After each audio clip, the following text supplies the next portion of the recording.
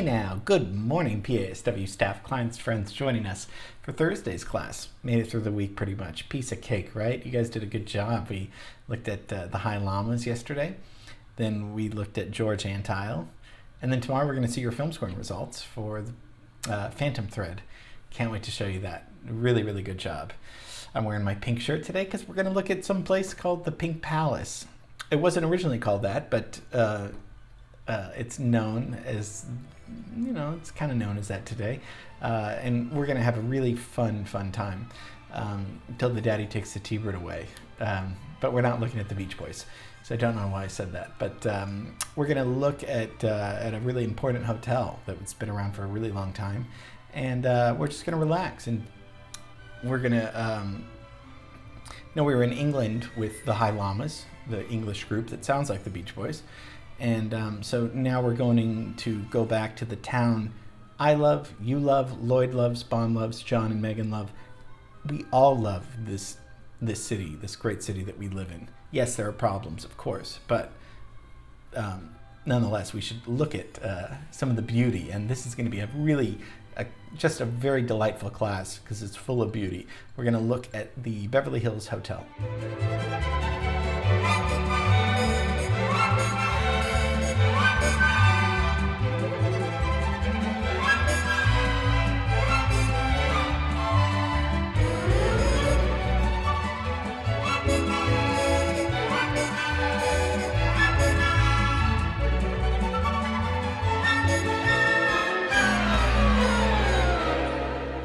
This is one of the world's best known hotels in the world. Yeah, it's closely related to Hollywood films and rock stars and celebrities. And we're going to take a look at the architecture a little bit and also historically what was happening when it was built. And we're just going to have a splashy, fun, pink time if that's possible.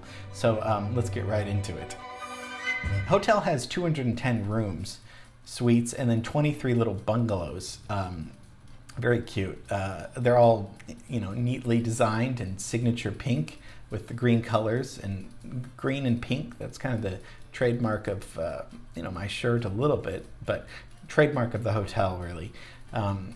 It was called the Pink Palace around 1948. It got that nickname, Pink, because it wasn't originally pink. Okay, so this hotel opens in 1912. This might be the earliest landmark that we have looked at.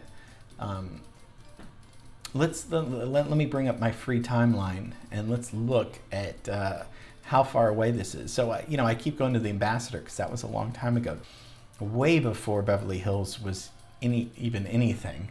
Because as we've talked about, mostly downtown was where all the action was happening.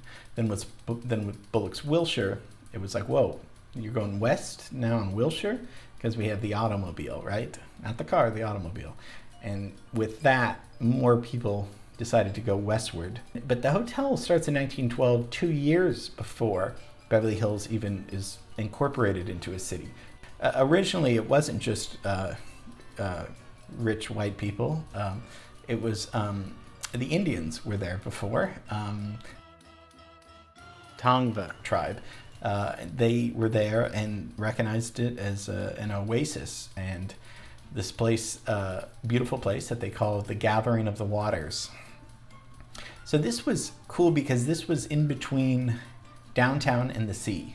That's kind of how it was originally conceived as, well, if we put this beautiful hotel here, it's halfway to the sea. The first house in Beverly Hills was 1907. So a few years later, we get the first hotel. And so by 1914, you get directors and actors. They start moving westward. They start moving into homes around Beverly Hills. And then, this beautiful mission style building comes to life because of the architect, Elmer Gray. We've looked at Elmer Gray because he's done a lot of stuff, but most importantly, he's done Huntington Library, which we're going to do in a few weeks. And then he also did the Pasadena Playhouse, which we did months ago. He was partners with Myron Hunt, and Myron Hunt, they are kind of responsible for early Los Angeles development with creating beautiful Mediterranean revival style places. They were mostly in Pasadena. They met in Pasadena horseback riding together, and they were like, hey, maybe we should team up as partners. So they were kind of Pasadena architects, but Elmer Gray designed this kind of Mediterranean mission-style hotel. Beverly Hills Hotel had white sand imported from Arizona. I don't know why, because there's sand, a few miles west. Why did it have to be from Arizona? And maybe there's special sand from Arizona. Anyway, it was imported to fill around the pool area, to create kind of this fake beach. 1930s, you get the Polo Lounge opening. Polo Lounge is still there. I had one of my birthdays, just a small gathering there. It was very cool. We felt really important for about 30 minutes while we had drinks there. Very important. But it's really so cool to be in there. It's, that's where you get the power lunches, and it was a place to go for Hollywood stars to make deals, and it was just it was named after the polo fields that were there, and then the legendary pool that we just talked about was 1938, and that was the Sand and Pool Club. This is where Spencer Tracy and Katharine Hepburn met privately in Tracy's suite, and they would create their 25-year affair together. Polo Lounge was famous for the Rat Pack hanging out, getting smashed with each other, and I'm sure causing a lot of ruckus. In the late 50s, Marilyn Monroe and Yves Montand had their private affair while they were filming the George Cukor film, Let's Make Love. Neil Simon, the brilliant playwright, would hang out all the time there, and then he would shoot one of his plays, California Suite. He shot that, the movie version of the play there. 1960, JFK keeps a bungalow there to entertain, politicians and starlets. Also, this is where Robert Kennedy's children learned that he was killed when they were in one of the bungalows. And of course, as we looked at, he was killed in the Ambassador Hotel in 1968. Elizabeth Taylor was one of the best-known guests, and she honeymooned there. 6 out of her 8 honeymoons were there. When she married Richard Burton, they were both lushes, and their morning breakfast order would be, 2 bottles of vodka, and then another 2 bottles delivered later for lunch. Healthy, pretty much. And John Pezos' favorite song, Hotel California. That's the hotel it's based on. And I'm teasing. I know that's not his favorite song. Russian composer Rachmaninoff lived in the Pacific Palisades, and people think that Rachmaninoff's ghost haunts the hotel, as well as Harpo Marx. And I don't know, so it could be haunted. Let's just say it's haunted. It might get more views on this video. Esther Williams and Joan Crawford, you'd find them in the pool, and that must have been great. We looked at Esther Williams and all those beautiful Busby Berkeley films where she's swimming. And this is, Howard Hughes, the billionaire, would pace around in one of the bungalows, wearing Kleenex boxes for shoes and ordering sandwiches in the middle of the night. That's just, it's kind of a little Hollywood trivia.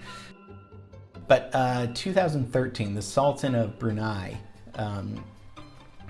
took it over, and he owns it now. So there's some controversy here. A lot of celebrities have boycotted the Beverly Hills Hotel because he has this ancient, Sharia law thing where, you stone gays, and you stone women and that have abortions, and you amputate. I mean, they're in a, I don't even, I don't want to get political, I'm not, but that kind of mentality is so backwards to me, and I'm sure to you too. And so he believes in that in Saudi Arabia. So he's the owner of the place, and so, there's that thing of, if we stay there, we're condoning that. So a lot of groups got together and canceled more than $2 million worth of events, and damage spread to the Sultan's other hotels that he owns. So the boycott went viral. Regardless, it's good to know that these things are happening. People are, facts are getting out there about certain people, and information's getting out there, so that's good. Would I stay there? Yeah, I would probably stay there. Yeah. Okay, that's the Beverly Hills Hotel and my thoughts about it. And I think it's pretty cool. So love you guys. Miss you. Can't wait to share the results with you for Phantom Thread tomorrow. So make it a great rest of the day, and can't wait to see you tomorrow. Okay.